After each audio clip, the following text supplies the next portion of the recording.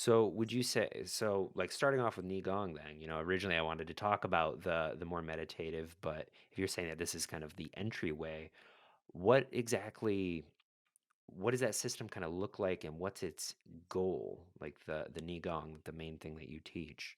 If you could distill it down into its base, like here's where we are, here's where you want to be, like what's Sure. that process look like?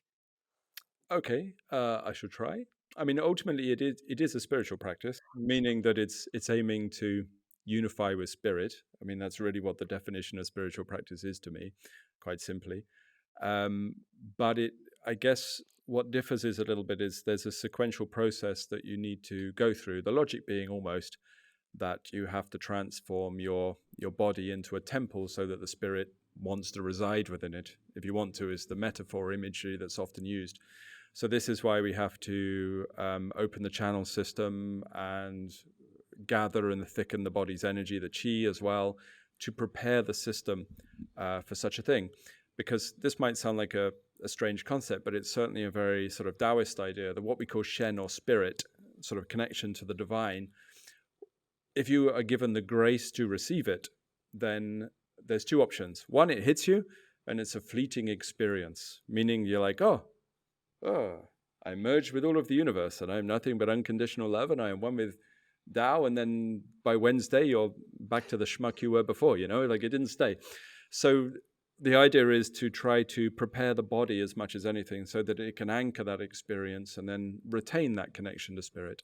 So I would argue that the most important function of Neigong, maybe not important, the emphasis for Neigong is that really, to prepare the body system on a physical and a subtle level so that it can retain connection to spirit when you're at that stage. Hmm. So what would That's as what would succinct you as I could put it, I think. I think that was great. Yeah. I'm kind of curious about like the unalchemized body and like what about it is unable to like maintain that connection to spirit? Like if it does somehow accidentally fall into this connection with the divine, like what about our system needs to be alchemized to fortify it? Does that make sense? Yeah, totally. It's a good question and actually a tricky one. So, off the top of my head, I mean, the terminology they use is obviously the channels need to be open, the body needs to be open. Okay, those are fairly inadequate, aren't they? They're concepts. But if I were to take it more literally, I would say that you have a physical body, physical version of you, nerves, cells, tissues, all of these kind of things. There's then a more subtle layer of your body, which is really the balance of yin and yang within the body.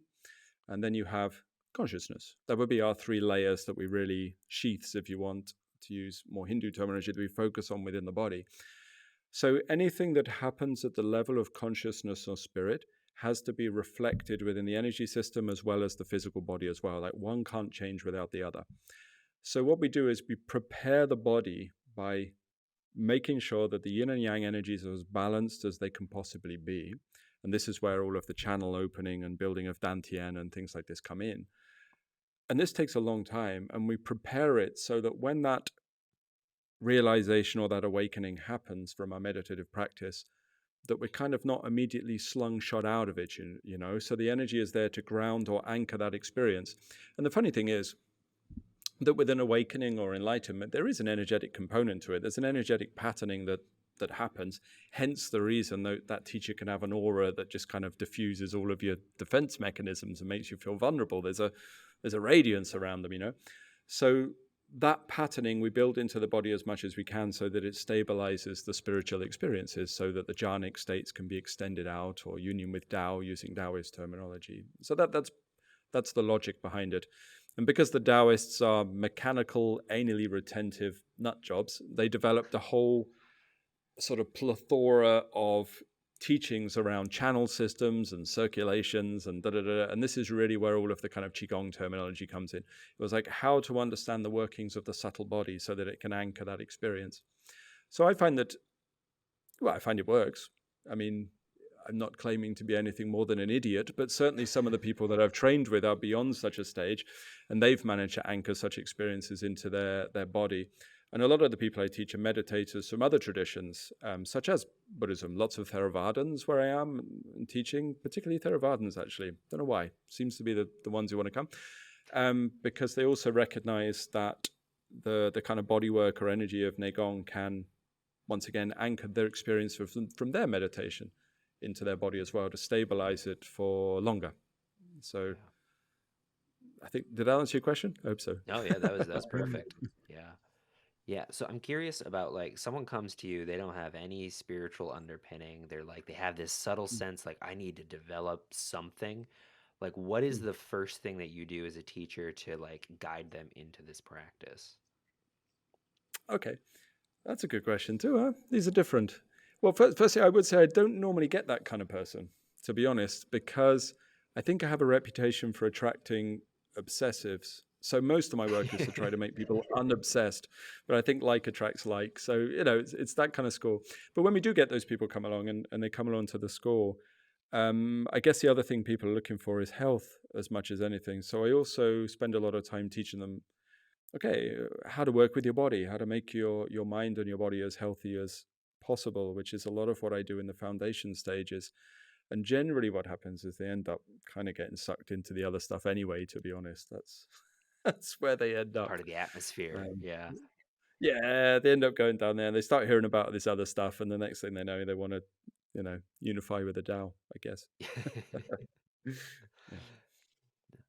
Okay, so you start working with health, getting into Mm, like the Ni Gong, um, with that, I hear this term a lot, and you did just use it, and I know that it's like an essential component of pretty much all these systems, and I have like mm. a faint understanding of it, but that is the Okay. Dantian, and I know Ah, that there's okay. like it has something to do with your lower abdomen, but what exactly is this? Because from my understanding, it's like one of the fundamentals, right? That's right, yeah. I mean, Dantian can refer to a few different things. So it can refer to a few locations in the body, or after a while, it can refer to a more qualitative aspect of the training. But at the beginning, I would normally assume people are talking about the lower dantian and the abdomen. That's usually what we say. If we don't specify differently, we're talking about that. But just because I know there'll be some Taoist scholars probably listen to this, that I know it does refer to other stages as well, but I'm specifically referring to the abdominal dantian, which is where you need to start.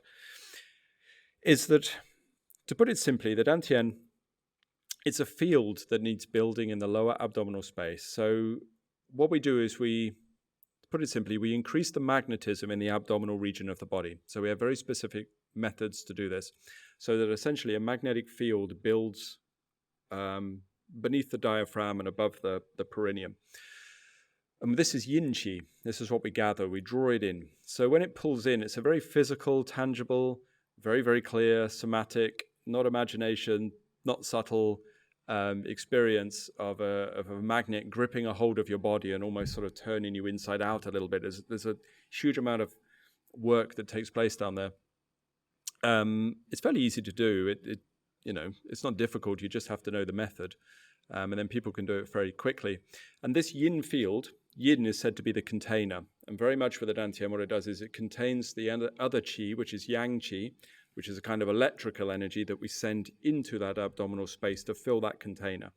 So when they talk about packing the body with qi or filling it with qi, what they mean is to send electrical energy that we develop in the body down into the abdominal space where it's stored within the magnetic field of the outer shell of the dantian, and this is what we fill up. So it has to be done in sequence because you can't send yang qi, what normal qi if you want, down to the abdomen unless there's something to contain it. So otherwise it just disappears, you know what I mean? Like it fades out. And when I started Qigong, with the first teachers I had, they were very good. I wouldn't speak negatively of them, but they were comparatively not, they weren't masters, and I think they would admit the same. Is that they were good with how to work the body. That's true, but they would also talk a lot about getting the qi into the dantian, but of course there was no dantian. So what was happening was any qi you did build was gone by the time you went to sleep. And sometimes, of course, all it did was hyperstimulate the nerves around the base of your body and made you sexually aroused or something like that, and then it was gone and it didn't serve any purpose. Mm. Normally you'd gone out and done something, debaucherous over the weekend as a result of it, but nothing was being stored, and then it was only when someone showed me, okay, there's a way to actually generate this magnetism within the body that stores this qi, that I understand, okay, there's something more to this. And that's the dantian. So the reason we do this is twofold. One is it organizes everything. You imagine like you got iron filings on a piece of paper, and I put a magnet underneath it, and they all kind of line up like you probably did at school or something at some stage. It does a very similar thing to much of the energy within your body. So it reorganizes various aspects of your nervous system and even the way the tissues are shaped. It gives birth to the internal body, which is a very specific way for the body to function. And then after that, it builds up more yang qi, which is like charging up a battery, essentially. And that gives us more energy to work with so that we can access, I don't know if it's deeper. I don't know if it's up or down. Maybe it's sideways, you know what I mean? But it just enables us to access different layers of our body system that would have been hard to access before. And that's how we open the channels. So that's what the Dantian is, certainly at the beginning anyway. Interesting. It's fun as well.